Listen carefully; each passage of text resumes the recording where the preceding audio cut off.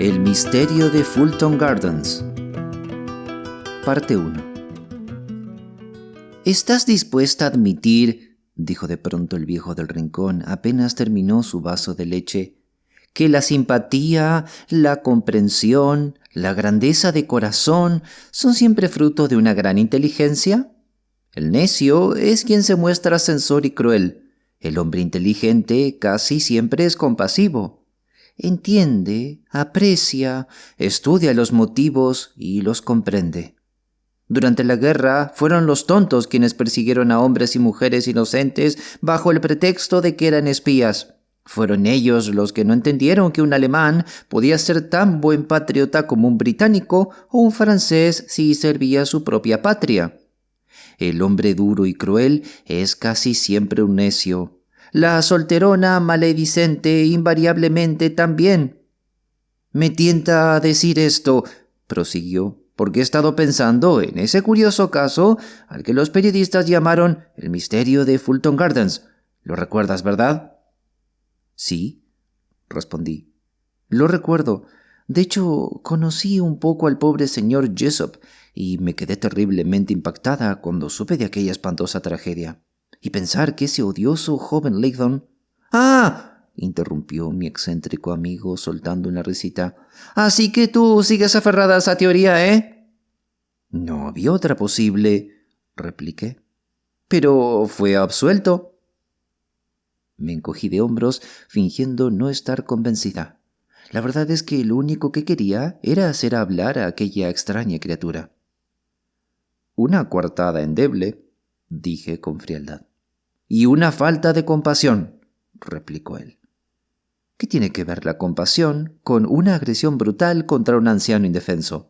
No podrás negar que Layton tuvo al menos algo que ver en ello. No me refería a compasión hacia el culpable, argumentó, sino hacia las mujeres que fueron las principales testigos del caso. No lo entiendo, protesté. No, pero yo sí. Yo lo entendí y en gran medida sentí compasión.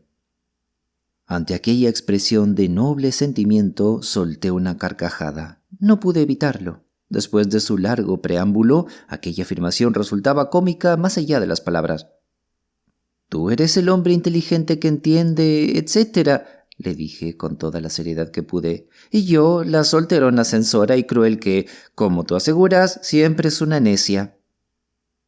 «Lo pones en términos muy burdos», replicó satisfecho. «Y si no hubiera dado ya sobradas pruebas de su inteligencia, quizá valdría la pena refutar la segunda parte de su argumento.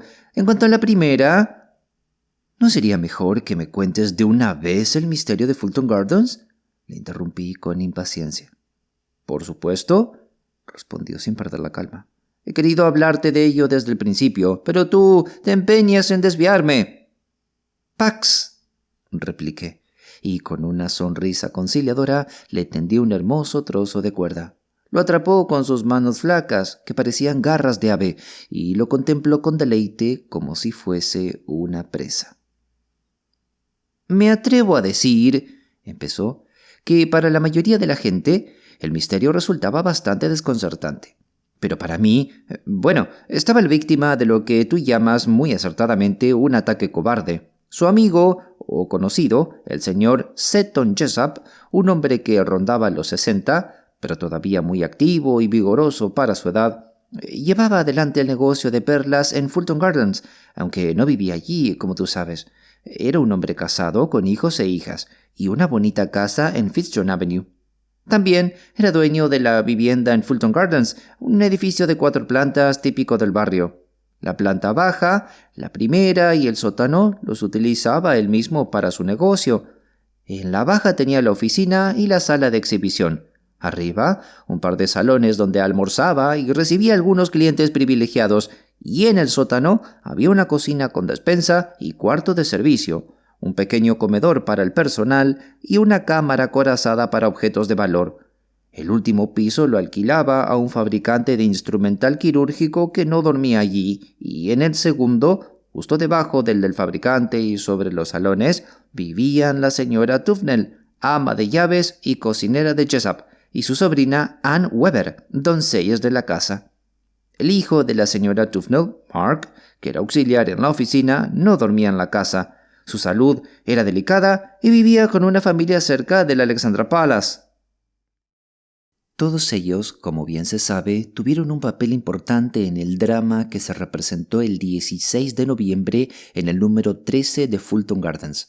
Un número poco afortunado, por cierto, pero que Jessup no quiso cambiar por el habitual 12 al comprar la casa, pues despreciaba toda superstición. Era un hombre de negocios pragmático y próspero, trabajaba duro y esperaba lo mismo de sus empleados. Sus dos hijos trabajaban en la oficina, uno como oficial principal y el otro como encargado de las exhibiciones. Además del joven Mark Tufnell, había otro auxiliar, un muchacho poco confiable llamado Arthur Layton, pariente lejano de la señora Jessup. De no ser por ese parentesco, jamás habría conservado el puesto, pues era impuntual, perezoso e irresponsable.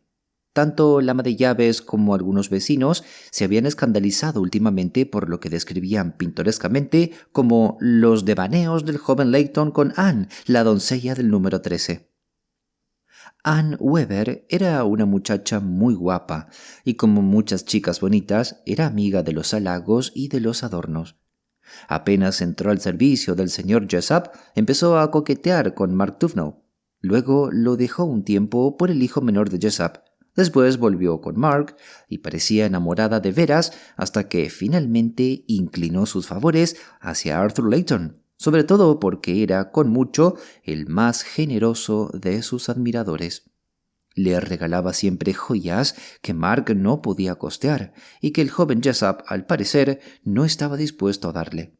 Pero de ningún modo se limitaba a un solo galanteador. Al contrario, parecía tener un asombroso talento para mantener a varios pendientes de sus encantos. No se llevaba muy bien con su tía, principalmente porque ésta notaba con cierto desagrado que su hijo no se curaba de aquella fascinación por la doncella. Cuanto más coqueteaba Anne con Layton y los demás, más crecía el amor de Mark por ella, y lo único que la señora Tufnell podía esperar era que Layton acabase casándose pronto con Anne, se la llevara lejos y entonces tal vez Mark lograría olvidarla. El joven Layton parecía irle muy bien en los negocios, pues siempre tenía dinero de sobra, mientras que el pobre Mark vivía de un sueldo modesto y carecía de la vivacidad y el aire atrevido que tanto atraían a Anne. Parte 2. «Y ahora», continuó el viejo en el rincón tras un silencio, «llegamos a aquel 16 de noviembre en que ocurrió el misterioso drama en el número 13 de Fulton Gardens. Por lo general, el señor Jessup solía quedarse en su oficina hasta las 7 de la tarde. Sus dependientes y ayudantes se retiraban a las 6, pero él casi siempre prolongaba una hora más su jornada para revisar las cuentas o echar un vistazo a sus existencias. Aquella tarde, poco antes de las 7, llamó al ama de llaves, la señora Tufnell, y le dijo que se quedaría hasta muy tarde, pidiéndole que en una hora le llevara una taza de té y un plato de sándwiches.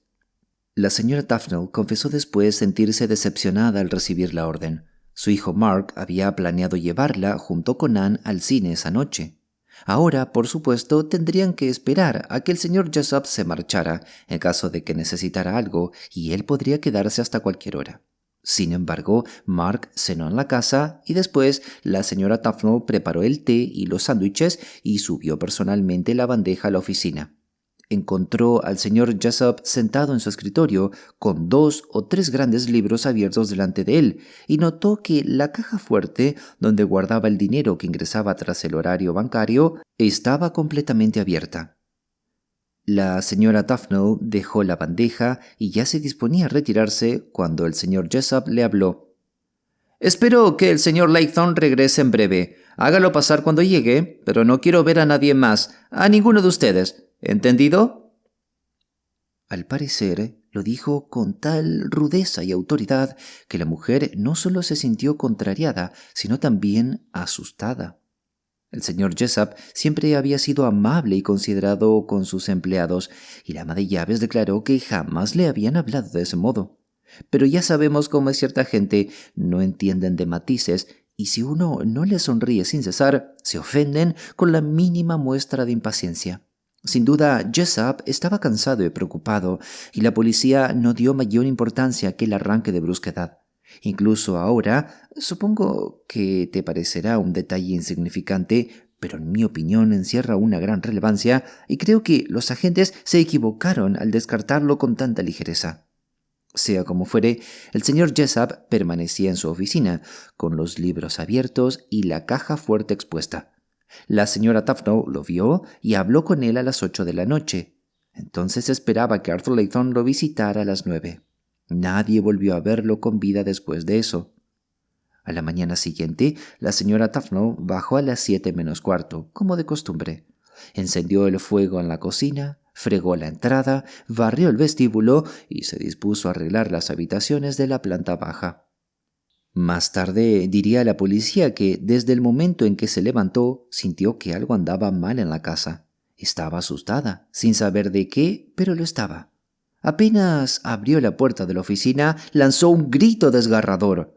El señor Jessup estaba sentado en el mismo escritorio donde ella lo había visto la noche anterior, con los grandes volúmenes delante y la caja fuerte abierta. Pero su cabeza había caído hacia adelante sobre los libros y sus brazos se extendían sobre ellos. La mujer no dudó ni un segundo. Estaba muerto. Incluso antes de ver el bastón tirado en el suelo y aquella horrible mancha rojo oscuro que se extendía desde la parte posterior de su cráneo hasta el cuello, tiñendo el cuello de la camisa y la solapa de su abrigo, ya sabía que estaba muerto. Aterrada, se aferró a la puerta. No podía hacer otra cosa que mirar y mirar, mientras el cuarto, los muebles y la figura inmóvil en el escritorio parecían girar a su alrededor, como si fuera a desvanecerse en cualquier instante. Pasó una eternidad antes de que escuchara la voz de Anne, que la llamaba preguntando qué ocurría. Anne era perezosa y nunca bajaba antes de las 8. Apenas debía haberse levantado cuando oyó el grito.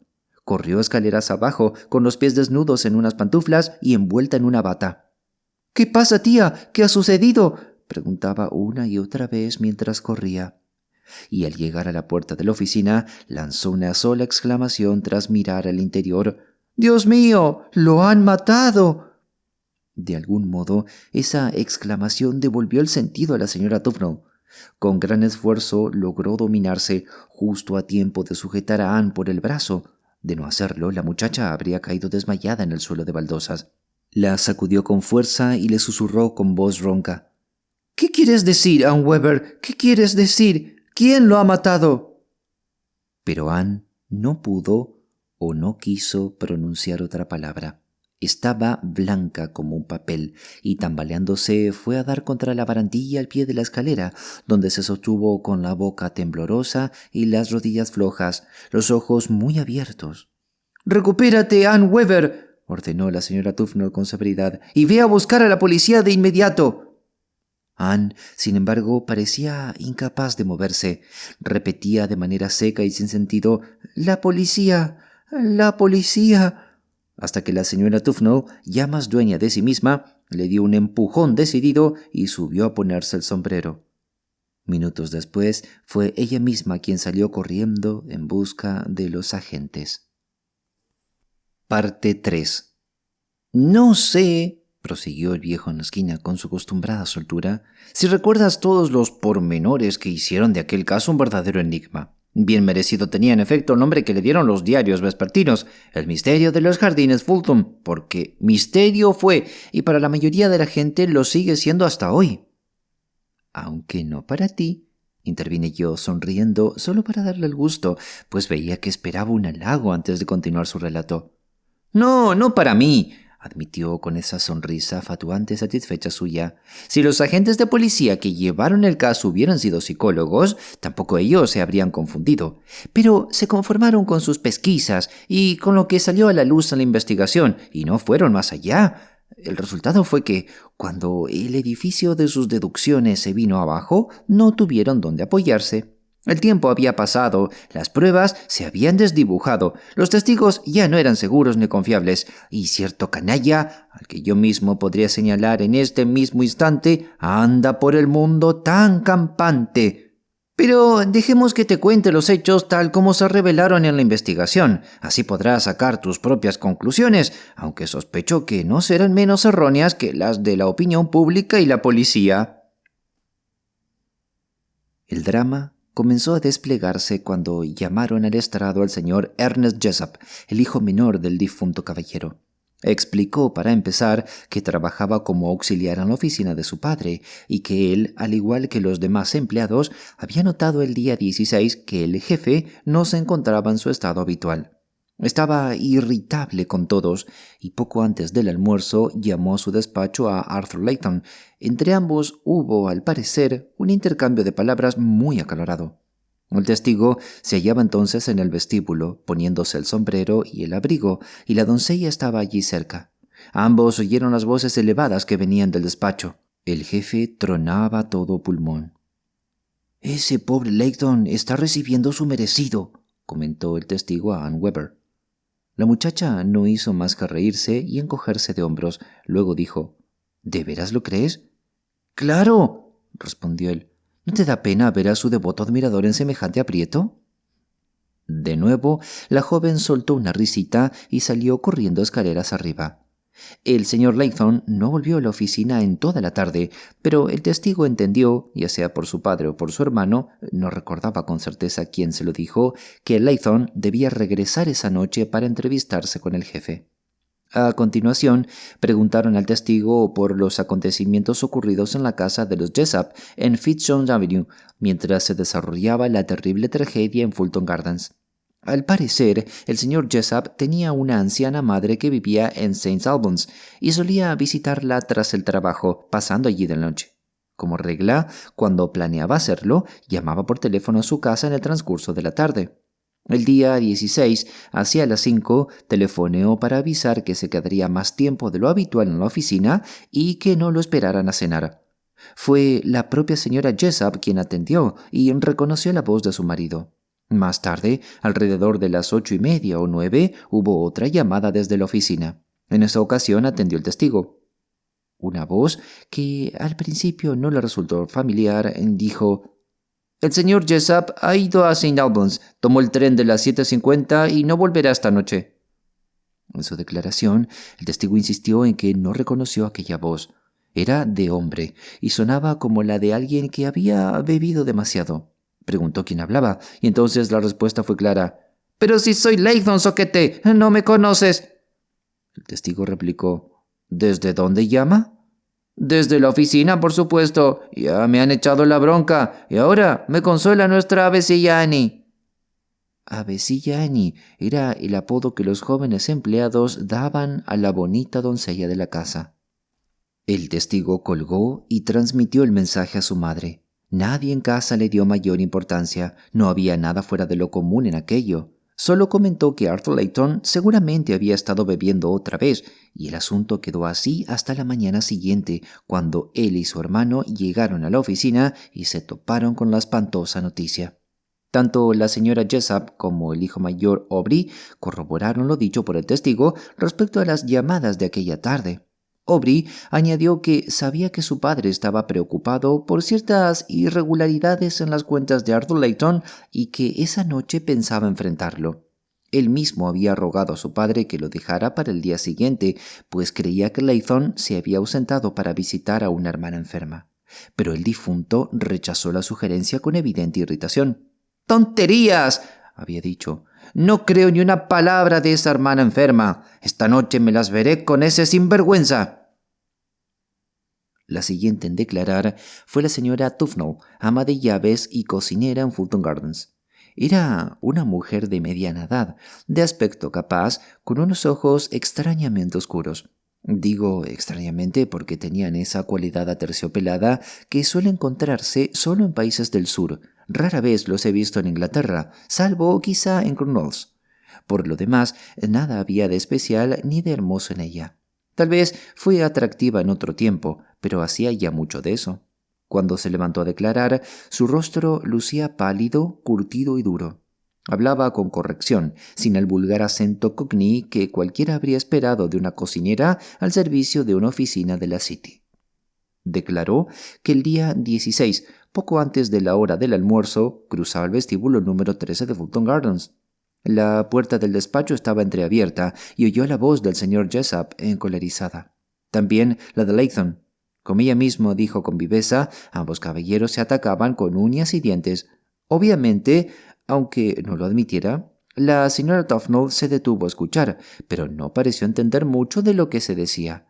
Sin embargo, un momento después, el señor Jessup se dirigió a cerrar la puerta, y ella lo oyó pronunciar con claridad: «Bueno, si tienes que irte ahora, vete, aunque no creo nada de lo de tu hermana enferma, pero puedes irte. Solo entiende que te espero aquí esta noche, no más tarde de las 9. Para entonces habré revisado las cuentas y...». En ese punto, la puerta se cerró y no oyó más. Ratificó luego las declaraciones que ya había dado a la policía sobre cómo el señor Jessup decidió quedarse hasta tarde en la oficina y cómo ella le llevó unos sándwiches cuando él le dijo que esperaba a Layton a las 9 y que no deseaba ser interrumpido por nadie más. Le pidieron repetir las palabras exactas del difunto y subrayó el tono áspero y autoritario que había empleado, tan distinto, según ella, de sus maneras habitualmente caballerosas. «No quiero ver a nadie más, a ninguno de ustedes». «Eso fue lo que dijo», afirmó la señora Tufnell con aire de dignidad. «Como si Ann Weber o yo hubiéramos pensado en molestarlo cuando trabajaba». Relató luego que, tras dejar la bandeja con té y sándwiches, subió y encontró a Ann Weber sola en su cuarto. Mark, explicó la joven, se había marchado, disgustado porque no podían ir todos juntos al cine.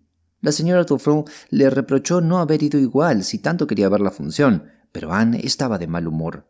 Al fin y al cabo ya era tarde, dijo. Mark se había ido solo, con las entradas en la mano, y pensaba invitar a otro amigo para no perderlas. La señora Tufnell se sentó a coser mientras Ann hojeaba distraída una revista vieja. Parecía inquieta, agitada, tenía las mejillas encendidas y se sobresaltaba al menor ruido. Al poco dijo que tenía que limpiar unas piezas de plata en la despensa y bajó a hacerlo. Al rato sonó el timbre de la puerta principal y la señora Tufnell oyó a Ann cruzar el vestíbulo para abrir. Pasó un cuarto de hora, luego otro. La señora Tufnell empezó a preguntarse qué estaría tramando Ann. Dejó la costura y bajó.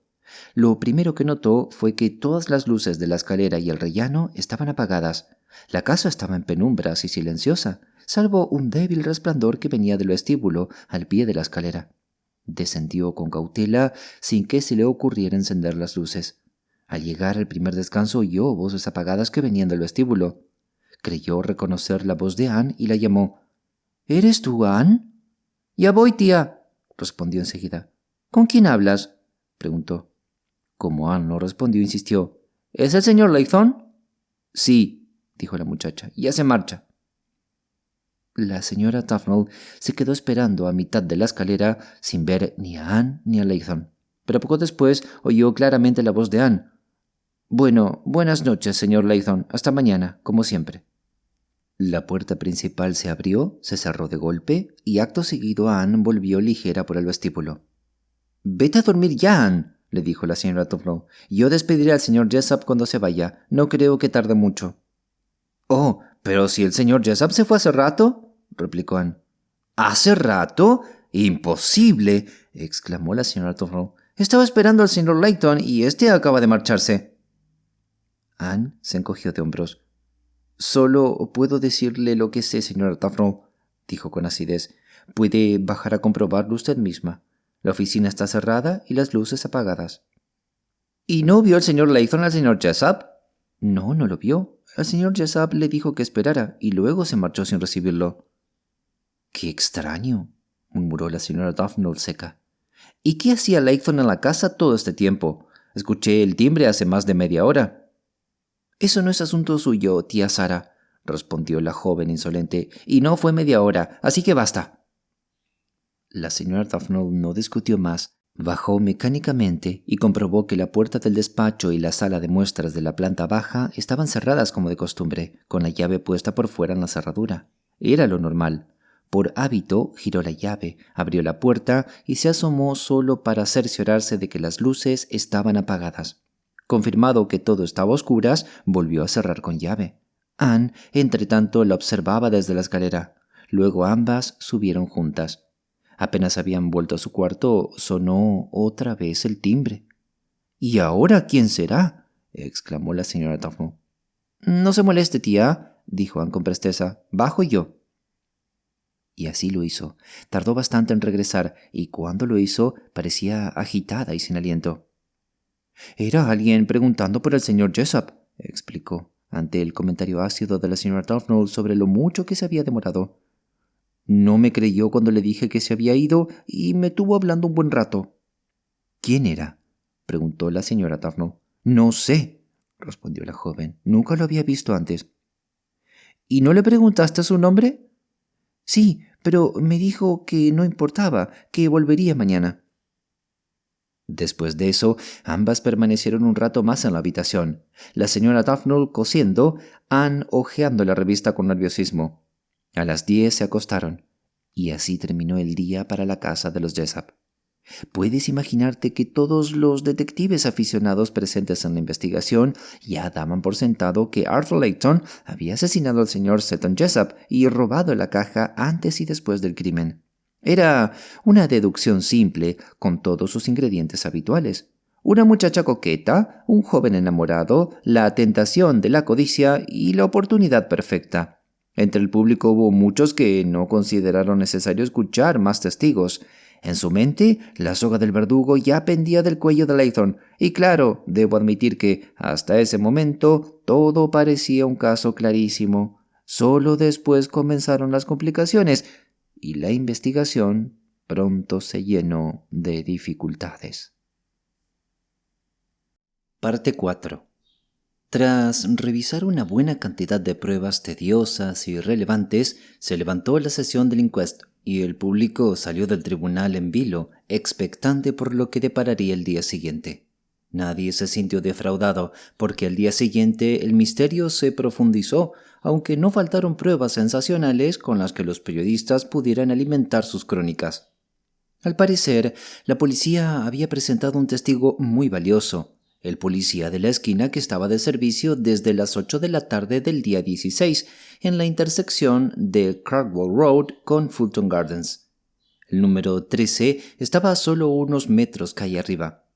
El hombre declaró que poco después de las 8:30 vio a un hombre llegar por Fulton Gardens desde la dirección de Holborn, acercarse a la puerta principal del número 13 y tocar el timbre. Tras 1 o 2 minutos fue admitido y permaneció en la casa unos 30 minutos. Era una noche oscura y lloviznaba ligeramente. El testigo no podía asegurar la identidad del hombre. Era delgado, de estatura media y caminaba como un joven. Al llegar llevaba sombrero bombín y sin abrigo. Al salir, en cambio, llevaba un abrigo y un sombrero gris suave, sosteniendo el bombín en la mano. El testigo notó que, al alejarse por Fulton Gardens hacia Finsbury, se quitó el sombrero suave, lo guardó en el bolsillo del abrigo y se puso el bombín. Unos 10 minutos más tarde, no más, otro visitante llamó al número 13. También era delgado y algo alto, y llevaba abrigo y sombrero bombín. Entró por Fulton Gardens desde Clarkburn Road, pero en la esquina opuesta a la del testigo. Tocó el timbre, fue admitido y permaneció unos 20 minutos, y luego se marchó en dirección a Holborn. El testigo no se atrevió a identificar a ninguno de los dos visitantes. No había estado lo suficientemente cerca para ver sus rostros, y esa noche había bastante niebla además de llovizna. Ninguno de los hombres parecía sospechoso. Habían llegado a la puerta principal con toda naturalidad, tocaron el timbre y fueron admitidos. Lo único que llamó la atención del policía fue que el primer visitante había cambiado de sombrero al irse. El testigo juró que nadie más entró o salió del número 13 esa noche salvo esos dos visitantes. La importancia de este testimonio se entendería más adelante. Luego fue llamado el joven Tufnell. Era un muchacho tímido, con un aire nervioso poco acorde con sus profundos y expresivos ojos que había heredado de su madre y que le daban un aspecto tanto extranjero como romántico. Se decía que era musical y un talentoso actor aficionado. Todos coincidían en que siempre había sido un buen hijo para su madre, hasta que su amor por Anne Weber absorbió todos sus pensamientos y buena parte de su juicio. Explicó que trabajaba como empleado junior para el señor Jessup y que, hasta donde sabía, siempre había cumplido satisfactoriamente. El día 16 también notó que el patrón no estaba en su mejor ánimo, parecía inusualmente cortante e irritable con todos. Él no había estado en la casa durante toda la tarde. Cuando su madre le dijo que ni ella ni Anne podían acompañarlo al cine, se fue solo, y tras la función regresó directamente a su alojamiento cerca de Alexandra Palace. Solo supo de la tragedia al llegar a la oficina la mañana del día 17. Su testimonio habría aparecido trivial e irrelevante si no fuera porque, mientras hablaba, dirigía de vez en cuando la mirada hacia donde Anne Weber estaba sentada junto a su tía, como buscando silenciosamente su aprobación. Y cuando el forense le preguntó si sabía la causa de la irritabilidad de su patrón, miró claramente a Anne antes de responder finalmente: «No, señor, no lo sé». Después fue llamada Anne Weber. Desde el principio había quedado claro que era la testigo más importante de este misterioso caso, y cuando se levantó de su asiento, impecable en su abrigo y falda azul marino, con un coqueto sombrerito aladeado sobre el ojo izquierdo y largos pendientes de ámbar que daban un aire pícaro a su rostro, todos se acomodaron para disfrutar de la sensación de la tarde. Anne, totalmente segura de sí misma, respondió con soltura a las preguntas preliminares del forense, y cuando se le pidió que relatara lo ocurrido en el número 13 de Fulton Gardens la noche del 16, se lanzó a su relato sin titubeos ni nerviosismo. «Sobre las 8:30», dijo, «o quizá un poco más tarde, no puedo jurar la hora exacta, se oyó un timbre en la puerta principal. Yo estaba en la despensa, y al subir escuché que se abría la puerta de la oficina. Al llegar al pasillo vi al señor Jessup en la entrada de la oficina. Llevaba las gafas puestas y un bolígrafo en la mano. Parecía como si acabara de levantarse de su escritorio. «Si es el joven Leyron», me dijo, «dile que lo veré mañana. Ahora no puedo atenderlo». Luego volvió a la oficina y cerró la puerta. «Abrí la puerta al señor Leyron», continuó, «y entró empapado y con frío. Le dije que el señor Jessup no quería recibirlo esa noche. Pareció satisfecho, pero no se marchó, y cuando le dije que estaba ocupada, me contestó que no podía ser tan cruel de enviar a alguien bajo la lluvia sin ofrecerle algo de beber. Ya podía ver que el señor Leyron había tomado un poco de más, y se lo dije claramente, pero no hubo manera. No aceptaba un no por respuesta, y como hacía un frío húmedo, le dije que se sentara en el comedor de los criados mientras le preparaba un toddy caliente. Bajé a la cocina, puse la tetera y corté un par de sándwiches. No sé dónde estuvo el señor Leyron durante ese tiempo ni qué hizo. Estuve un buen rato en la cocina porque la tetera no hervía, el fuego se había apagado y no tenemos gas en la planta baja. Cuando llevé la bandeja al comedor de los criados, él ya estaba allí y otra vez le dije que no creía conveniente darle más whisky. Solo se rió y se mostró un tanto descarado, así que dejé la bandeja y pensé en subir a ver si el señor Jessup necesitaba algo. Me sorprendió ver en el hall que todas las luces de la escalera estaban apagadas. Hay un interruptor en el hall que apaga todo. La casa estaba muy oscura. Apenas un poco de luz llegaba de la lámpara al final del pasillo, cerca de la puerta principal. Justo pensaba en encender las luces de nuevo cuando vi lo que juraría que era el señor Jessup saliendo de su oficina. Ya tenía puesto su abrigo y sombrero, y al salir cerró la puerta y giró la llave, como siempre hacía. No me pasó por la cabeza que fuera otra persona. Aunque estaba oscuro, reconocí su abrigo, su sombrero y su manera de girar la llave. Le hablé, continuó el testigo ante la pregunta del forense, pero no respondió. Cruzó el hall y salió por la puerta principal. Luego, al cabo de un rato, subió el señor Leyron y le dije que el señor Jessup se había ido. Se mostró contento y permaneció un momento en el hall. Luego mi tía me llamó y el señor Leyron se marchó. Se le preguntó entonces por el otro visitante que llegó más tarde esa noche, pero dijo que no tenía idea de quién era. «Llegó cerca de las 9», explicó, y bajé a abrirle. Me estuvo hablando un buen rato, haciendo todo tipo de preguntas tontas. No sabía cómo deshacerme de él y no quiso dar su nombre. Dijo que volvería y que no importaba.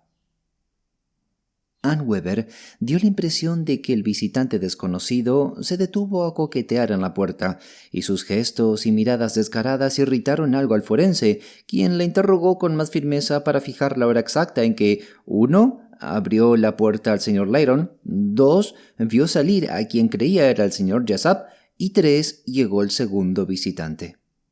Aunque dudaba de la hora exacta, Anne estaba segura de que los 3 hechos ocurrieron en el orden que relató inicialmente, corroborando así al policía de la esquina. Sin embargo, surgió la misteriosa contradicción. Anne juró que el señor Lyron la siguió desde el comedor de criados justo después de ver salir al individuo misterioso. Por otra parte, no podía jurar qué ocurrió mientras ella estaba ocupada en la cocina preparando el chocolate. Había estado avivando el fuego y moviendo brasas y utensilios. No oyó a nadie usar el teléfono, que estaba en la oficina, y no sabía dónde estaba el señor Lyron en ese tiempo. Tampoco quiso decir qué pensó al ver por primera vez a su patrón muerto sobre el escritorio y exclamar «¡Dios mío, lo han matado!». Y cuando el forense la presionó, rompió en llanto. Excepto por eso, su testimonio fue extraordinariamente sereno. Para una joven era terrible tener que declararse ante un jurado y, en cierto modo, arruinar la reputación de un hombre con quien había tenido relación cercana. ¿Reputación? Mejor dicho, la vida misma, porque cualquier duda que el público tuviera sobre la culpabilidad de Arthur Lyron, o al menos sobre su complicidad en el crimen, quedó disipada por el testimonio de la joven. No hace falta decir que todos los presentes aquel segundo día del inquest ya creían que Anne Weber mentía para proteger a su enamorado. Nadie creyó en el misterioso suplantador al señor Jessup. Argumentaban que era Arthur Lyron quien había asesinado a su patrón y robado la caja, y que Anne Weber lo sabía, inventando la historia para despistar. Debo decir que el propio Lyron no causó buena impresión cuando fue llamado. Al avanzar con aire arrogante y una mirada desafiante al forense y al jurado, despertó un interés poco favorable. Era un tipo vulgar, con porte exagerado, cuello alto, corbata de lazo, chaleco llamativo y demás. Su cabello era rojizo, los ojos claros y el rostro bronceado. Todos notaron que guiñó a Anne Weber al verla y que la joven desvió la mirada y levantó apenas los hombros. Lyron frunció el ceño y murmuró una palabrota. Al preguntarle sobre sus acciones del día 16, admitió que el patrón había estado enfadado porque, según dijo con indiferente arrogancia, faltaban algunas libras en la caja. También confesó que no esperaba la entrevista de esa noche, pero que no se atrevió a negarse a acudir. Para matar el tiempo y animarse, había ido con un par de amigos al Café Royal en Regent Street, donde tomaron whisky con soda hasta la hora de ir a Fulton Gardens. Sus amigos debían esperarlo para cenar juntos. Luego fue a Fulton Gardens y encontró a Anne Weber, quien le dijo que el patrón no quería verlo. Según su colorido lenguaje, eso era un alivio. Se quedó unos minutos conversando con Anne, quien le dio un chocolate caliente. No creyó haber permanecido media hora, pero al fin y al cabo, cuando se habla con una chica bonita, ¿verdad? El forense lo interrumpió con brusquedad, preguntándole a qué hora dejó a sus amigos y cuándo los volvió a encontrar. El testigo no estaba seguro. Creía haber salido del Café Royal cerca de las 8:30, quizá antes o después. Tomó un autobús hasta el final de Fulton Gardens. Hacía un frío y una lluvia horribles, y agradeció mucho a Anne por el trago caliente. Negó haber bebido demasiado o exigir la bebida. Fue Anne quien se la ofreció. Chica encantadora, Annie Bird, y nada tímida, concluyó su testimonio jurando que esperó todo el tiempo en el comedor de los criados mientras Anne le traía el chocolate. La siguió y no subió ni vio al señor Jessup en todo momento. Al salir de Fulton Gardens, trató de tomar un autobús de regreso a Regent Street, pero muchos iban llenos y tardó en volver al Café Royal. Era evidente que, a medida que el forense le hacía preguntas, Arthur Layton percibía vagamente la hostilidad que había surgido hacia él en el público. Perdió parte de su arrogancia y el rostro, bajo el bronceado, adquirió un tono grisáceo. De vez en cuando miraba a Ann Weber, pero ella obstinadamente desviaba la mirada. Sin duda, sentía que estaba atrapado en una red de pruebas condenatorias que no podía contradecir. El día terminó con otra suspensión. La policía quería más tiempo antes de actuar drásticamente. El público suele reprocharles apresuradamente en acusaciones infundadas, por lo que es digno de notar que esta vez no dejaron piedra sin mover antes de detener a Arthur Layton por asesinato.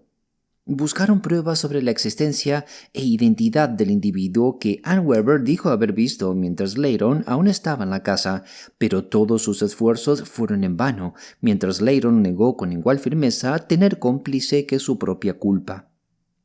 Fue llevado ante el magistrado acusado del terrible crimen. La policía argumentó que nadie tenía un motivo o una oportunidad tan clara para el delito. Alternativamente, nadie más podría haber admitido el misterioso suplantador del señor Jessup, el cómplice que cometió el acto mientras Layton distraía a Ann, siempre suponiendo que existiera, lo cual nunca se probó y fue refutado por el testimonio policial. En conjunto, la cuestión de los sombreros jugó un papel crucial en la detención y posterior liberación de Layton. El magistrado no lo envió a juicio porque el caso de la fiscalía se desmoronó de repente como un castillo de naipes. La cuestión de los sombreros salvó a Layton de la horca. Recuerden que, según su testimonio, antes de ver a su iracundo patrón, había estado con amigos en el Café Royal y luego los encontró allí para cenar. Aunque parecía imposible precisar la hora exacta en que Layton dejó el Café Royal hacia Fulton Gardens, 2 o 3 testigos juraron que regresó cerca de las 10 menos cuarto. Esto era crucial. Sus amigos, impacientes en el Café Royal, enviaron a Richard Hurrill a ver si podía localizarlo. Caminó hasta Piccadilly Circus, donde paran los autobuses que vienen de la City, y 1 minuto después vio a Layton salir de uno. Parecía algo aturdido y Hurrill lo molestó un poco, luego lo tomó del brazo y lo llevó triunfalmente de regreso al Café Royal. «Ahora, fíjate en lo que ocurrió», continuó la extraña criatura, mientras de repente sus dedos empezaban a moverse con frenética rapidez sobre su trozo de cuerda. Un sombrero gris suave, con un abrigo envuelto a su alrededor, fueron encontrados cerca de una casa abandonada en Black Horse Road, Wanstow, junto a la planta de tratamiento de agua, y se identificaron como el abrigo y sombrero del difunto señor Seton Jessup. Supongo que tú no tienes la menor idea de dónde queda Black Horse Road o Walsmore, pero te diré que está en la parte más remota del noreste de Londres. Si recuerdas, el policía de la esquina había declarado que el primer visitante llegó al número 13 de Fulton Gardens a las 8:30 y se quedó media hora. Luego se marchó en dirección a Finsbury.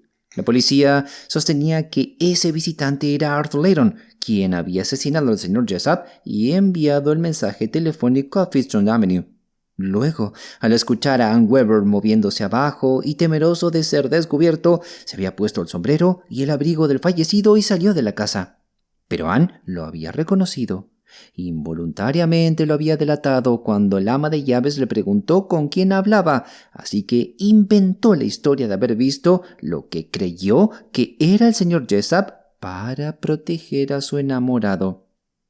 Era una teoría bastante lógica, pero apareció la prueba del sombrero. El hombre que salió de Fulton Gardens a las 9, al que el policía vio cambiándose el sombrero en la calle a esa hora, no podría haber ido hasta Walsall, ni en autobús, ni siquiera en parte del trayecto en taxi, y regresar a Piccadilly Circus en solo 45 minutos.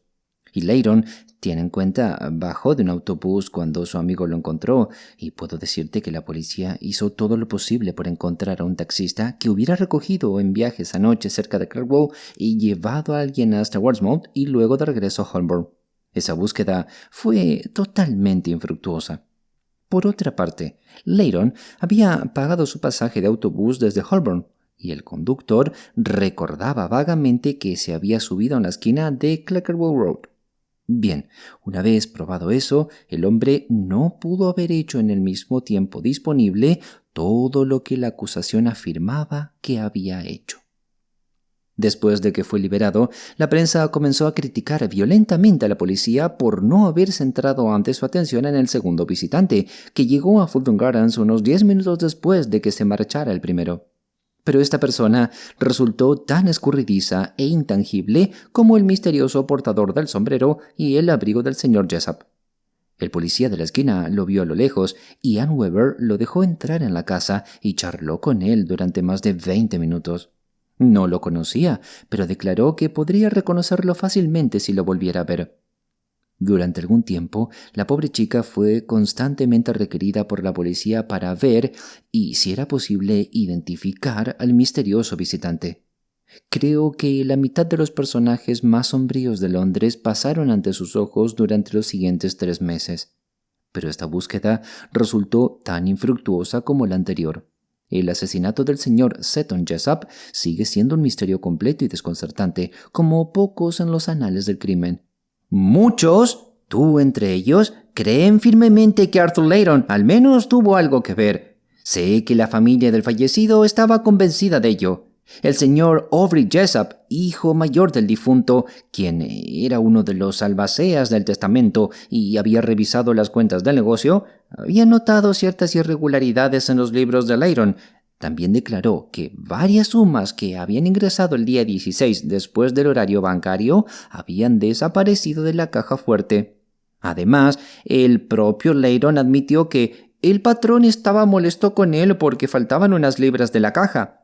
Todos estos hechos, sin duda, influyeron en la policía cuando solicitaron la orden de arresto, pero no había manera de ignorar la evidencia del sombrero y el abrigo encontrados a más de 10 millas de la escena del crimen, ni del conductor del autobús, que podía jurar que de los 45 minutos que el acusado debía explicar, 20 los había pasado en el autobús. Todo es muy misterioso.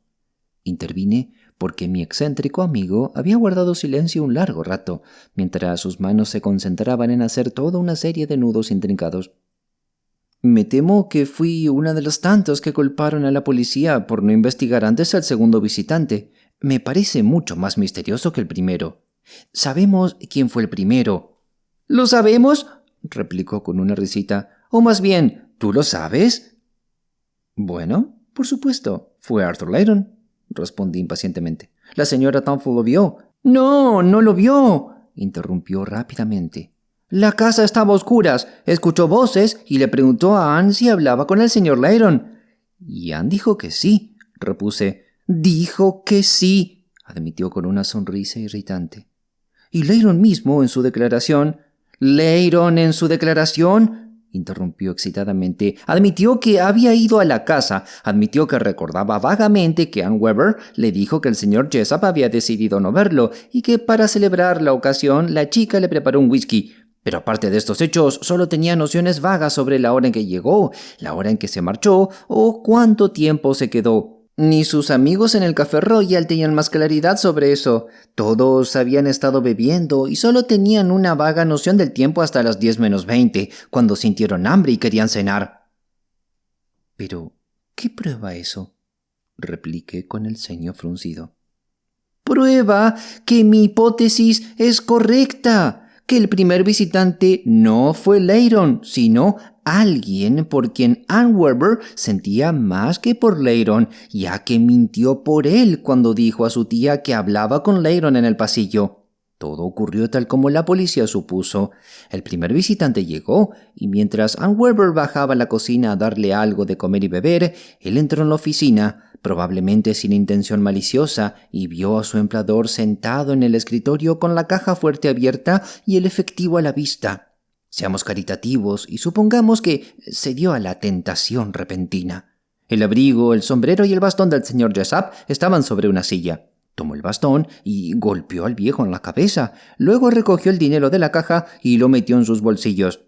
En ese momento sube Ann Weber. Yo digo que aquel hombre era su amante. Ella había vuelto a él, como lo había hecho antes. Imagina su horror primero y luego su deseo loco de salvarlo de las consecuencias de su crimen. Es su ingenio femenino el que sugiere primero la idea de llamar por teléfono a Fitchons Avenue, ella, quien piensa en apagar las luces de la casa y ahora sacar al criminal de la misma. Se puede hacer en un instante, pero justo entonces la señora Tufnell abre la puerta del segundo piso y comienza a bajar a tientas. Es imposible pensar lo suficientemente rápido para manejar esta situación. El instinto es la única guía y sugiere hacerse pasar por el difunto para evitar el peligro de que la señora Tufnell mire por la puerta de la oficina. El criminal se pone rápidamente el sombrero y el abrigo de su víctima y está casi fuera del pasillo cuando la señora Tufnell llama a Anne. ¿Es el señor Leighton? Y Anne impulsivamente responde: «Sí, es él, ya se va». Y así el criminal escapa sin ser visto. Pero aún existía el peligro de que la señora Tufnell mirara por la puerta de la oficina, así que Anne inventa la historia de haber visto al señor Jessup salir de la casa un tiempo antes. Por el momento, el peligro se evita. La ama de llaves mira por la puerta solo para asegurarse de que las luces están apagadas y luego ambas suben juntas.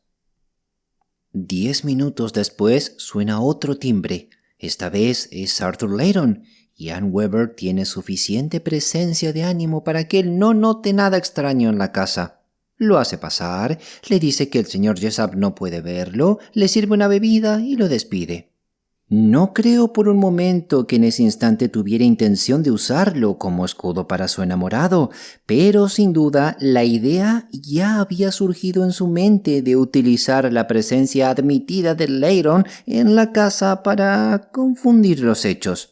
Tampoco creo que esa noche pensara que el señor Jessup estaba muerto.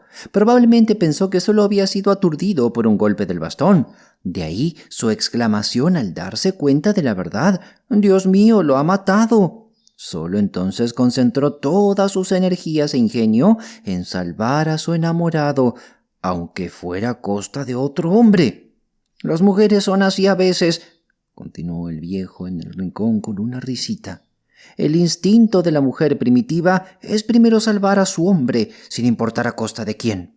El instinto del hombre de la cueva es proteger a su mujer con los puños, pero ella, consciente de su debilidad física, pone a trabajar su ingenio, y si su hombre está en serio peligro, mentirá y engañará, sí, y hasta se perjuriará si es necesario. Y esas coquetas como Anne Bird son solo mujeres cueva con una capa de civilización encima». Ella salvó a su hombre arrastrando una pista falsa y dejó que el destino se ocupara de Leighton. Una vez que se embarca en un sistema de mentiras, debe seguir con él o su hombre está perdido. Afortunadamente, podía contar con la otra mujer. El ingenio de una madre es aún más agudo que el de una enamorada. ¿Una madre?, exclamé. «¿Entonces usted cree que fue...?» «Mark Tufnell, por supuesto», interrumpió secamente. «¿No lo adivinaste? Como no podía ir al cine con su amada, pensó pasar una velada feliz con ella. Lo que lo llevó originalmente a la oficina nunca lo sabremos. Algún detalle sin importancia, algún mensaje para su empleador, son esas minucias las que a menudo gobiernan los destinos de los hombres. Personalmente creo que estaba en una situación muy parecida a la del joven Leighton. Algunas pequeñas irregularidades en sus cuentas. El difunto, hablando tan duramente con la señora Tufnell esa noche, me hizo fijarme primero en el joven Tufnell. No quería ver a ninguno de ellos esa noche. Estaba irritado con Mark tanto como Leighton. Pero, por consideración al ama de llaves, a quien apreciaba, dijo poco sobre su hijo. Tal vez había ordenado que el joven fuera a su oficina, como dije antes, no puedo garantizar ese detalle. Pero si no he logrado convencerte de que el primer visitante en el número 13 de Fulton Gardens fue Mark Tufnell, que fue él quien salió con el sombrero y el abrigo del señor Jessup, se cambió el sombrero en la calle y llegó hasta Westmouth para deshacerse de las pruebas, entonces tú eres menos inteligente de lo que había supuesto. Recuerda que Mark Tufnell vive en el norte de Londres. Se suponía que iba al cine esa noche, por lo que quienes lo hospedaban no pensaron nada al verlo llegar tarde. «Pobre madre», exclamé. «Me pregunto si sospecha la verdad». «Lo sabe», dijo la extraña criatura. Puedes estar segura. Había un vínculo de entendimiento entre esas dos mujeres y nunca se contradijeron en su testimonio. Un joven sinvergüenza ha sido salvado de la horca. Mi simpatía no es para él, sino para las mujeres que lucharon tan valientemente por su causa. ¿Y sabes lo que les ocurrió después?, pregunté. No exactamente, pero sé que el señor Seton Jessup dejó en su testamento una anualidad de 50 libras a su ama de llaves. También sé que el joven Tufnell se fue a Australia y que si alguna vez cena con un amigo en el Alcyon Club, notará a una camarera excepcionalmente bonita que coquetea con todos los hombres. Su nombre es Anne Weber.